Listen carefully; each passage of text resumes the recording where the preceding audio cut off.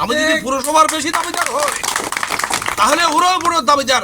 ওনারা আমার নেতা রেজাউল করিম এবং নূর আমিন চৌধুরী, আমাকে যদি ভালো না লাগে আপনারা ওদেরকে ভোট দিবেন, কোনো সমস্যা নাই।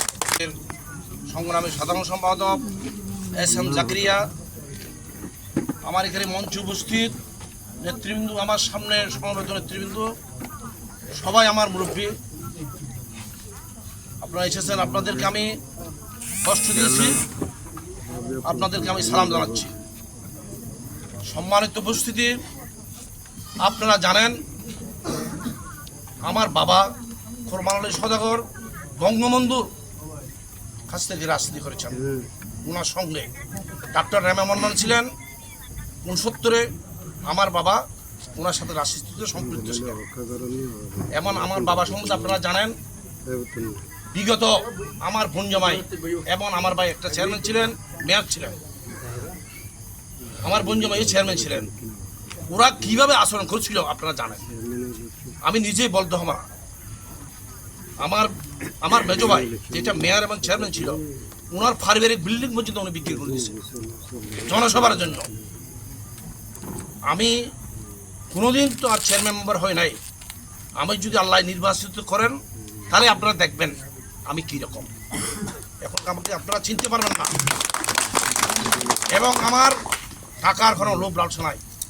আমি শুধু আমার ইচ্ছে ছিল মানব সেবা করার। আমি আপনাদের সেবা করার জন্য আপনাদের সামনে উপস্থিত হয়েছি। ইনশাল্লাহ আমার টুকটাক ব্যবসা আছে, আমার কিছু গড়বার আছে, এর চেয়ে আমি বেশি পয়সাওয়ালা হতে চাই না। আমি আমার মিনিমাম গড়বার 4 লাখ টাকা, আমার ছেলে 1 লাখ টাকাতে আমি 5 লাখ টাকা প্রতি মাসে পাই ব্যবসা ছাড়া।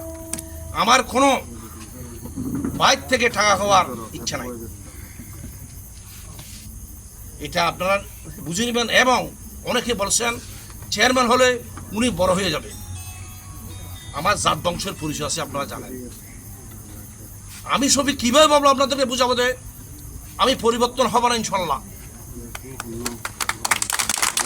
আল্লাহ আছে, আমি 2 বার হজ করেছি, আমি বড় হজ। আমি কোনোদিন পরিবর্তন হব না। যার লোভ লালসা থাকে না উনি কোনোদিন পরিবর্তন হবে না, এটা আপনারা খেয়াল রাখবেন। এবং আমি পুরসভা এলাকায় বেশি ঘুরে করি। অনেকেই বলছেন পুরসভা এলাকাবাসীকে আমার বেশি ভালো লাগে, আমার পছন্দ লাগে। আমি যদি অন্যদিকেও চলে যাই, আমি কালকে খোলডাঙ্গায় ছিলাম, পোপা দিয়েছিলাম, কিছুক্ষণ ঘুরে আমি এখানে চলে এসেছি। পুরসভাবাসীকে আমার অত্যন্ত ভালো লাগে। আর আমি একটা চিন্তা করেছিলাম যে আজকে পুরসভাবাসীকে আমি জানাবো, আমি আশা থাকলে যে নির্বাচিত হবে তাও কোনো কথা না। আপনাদের পরামর্শ নিয়ে আমি নির্বাচিত করব। না হলে আপনারা যদি আজকে আমাকে যেভাবে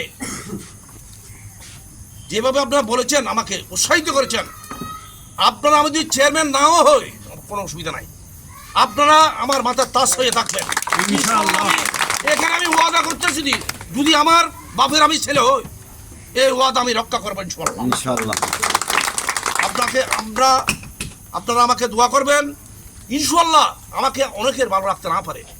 আমরা 3 জন, নূর আমিন চৌধুরী, রেজাউল করিম রাজা, আমি, যে কোনো লোককে ভোট দেন, আমরা আপনাদের ভোটের দাবিদার। আমি যদি পুরসভার বেশি দাবিদার হই তাহলে ওরাও বড় দাবিদার। ওনারা আমার নেতা রেজাউল করিম এবং নূর আমিন চৌধুরী, আমাকে যদি ভালো না লাগে আপনারা ওদেরকে ভোট দিবেন, কোনো সমস্যা নাই। আপনারা ভোট দিতে যাবেন, মাঠে যাবেন, ইনশাল্লাহ যাকে পছন্দ তাকে জয়যুক্ত করেন, কোনো সমস্যা হবে না ইনশাল্লাহ। আপনাদেরকে আমি অনেক কষ্ট দিয়েছি, আপনারা আমাকে আজকে অনেকক্ষণ দীর্ঘক্ষণ কষ্ট দিয়েছি, আমাকে ক্ষমা করবেন এই আশা ব্যক্ত করে, আপনাদের সুস্বাস্থ্য দীর্ঘায়ু কামনা করে আমার বক্তব্য শেষ করছি। জয় বাংলা, জয় বঙ্গবন্ধু, বাংলাদেশ দীর্ঘজীবী হোক। আজকে